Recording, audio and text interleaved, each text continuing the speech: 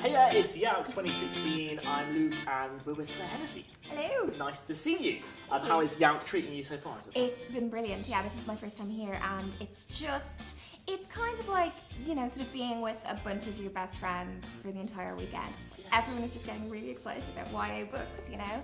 Like, not once have I like often sort of in the real world, you have to explain to people, so what YA, it stands for young adult. No, it has been around for a while, actually.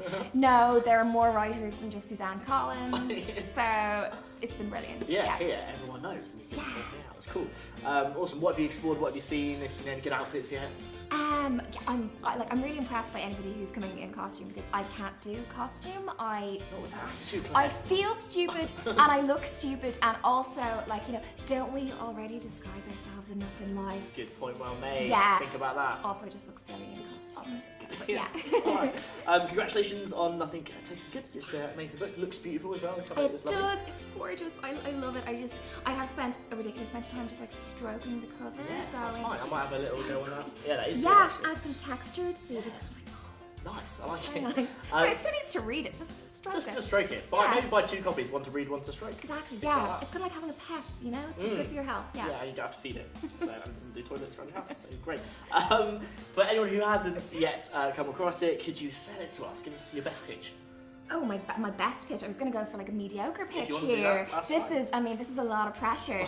So Nothing Tastes as Good is the story of a snarky anorexic ghost who was so determined to be thin and perfect and brilliant that she died, as tends to happen when you don't eat ever.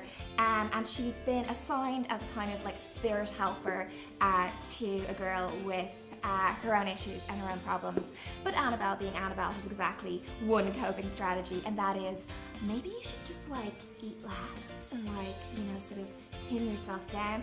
And as she sort of, you know, kind of goes on sort of helping this girl, she realizes kind of more about herself. And yeah, I mean, this sounds kind of sort of quite depressing. It has funny bits, you know.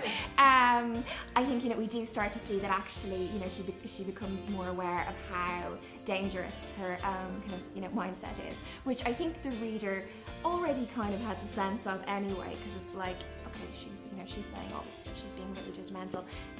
It killed her, so. There you go. Yeah, that's it. Yeah, like you're saying, it's serious issues, but then there's funny, like, hard sides to it as well.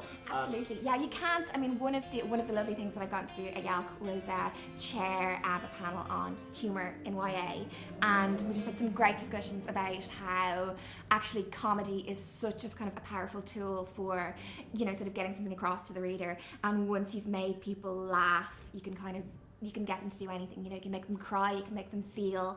And I think very often sort of things that like sort of are a bit funny are like, oh well, then they're not that serious. But actually I think the best books and the books that I'm kind of most interested in are the ones that like have you laughing at one stage and then just like have you bawling your eyes out at another point. That's a good skill to be able to do that, I feel like. Fair play. Is there one scene specifically that you remember writing really vividly or that you're super proud of? Yeah, the last chapter in the book, I won't give too much away, but it involves a letter, and I just sobbed my way through it. It's quite emotional, but it's very pleasing because I've heard from a number of readers that, you know, sort of they got to the end and they cried. So it's like, excellent, okay, it's not just me being like overly emotional, or like, you know, it was like sort of sobbing because of the sadness, not because I was crying going, you know, oh my god, my writing is so terrible, no one will ever publish this. Different vibe. Yeah. Good. Awesome. All right, you've done a good pitch. That's well done. Congratulations. Excellent. Thank you. We're asking every author that we see here as well. What is one book that you think everyone should read? What would you say?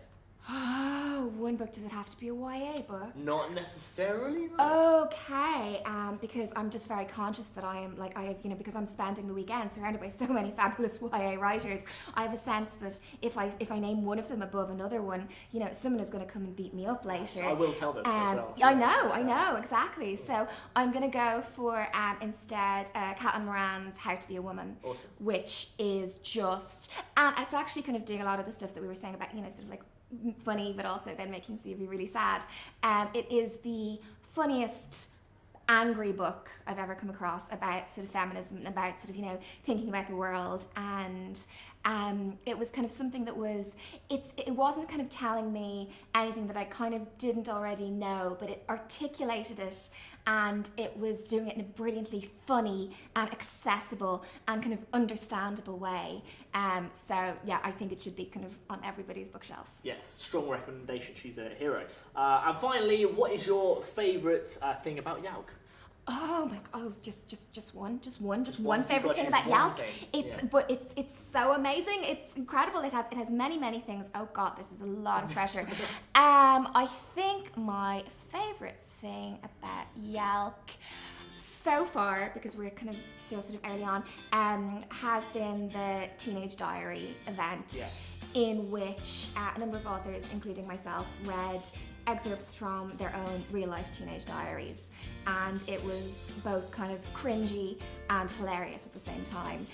For most people, the humour came from how much they'd changed since they were a teenager.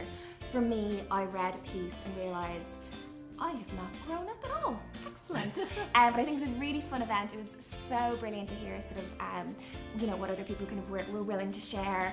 And I think it was kind of, it's a very generous kind of event as well, you know, because you are giving a part of your dignity when you take part in an event like that. But I think everybody really enjoyed it. So I think it sort of embodied the spirit of Yalk. Nice, all right, brilliant. Claire, I'm going to take you a cheeky high five. Excellent. Nicely done. Make sure you like this video and check out Claire as well, and we will see you soon. Thanks.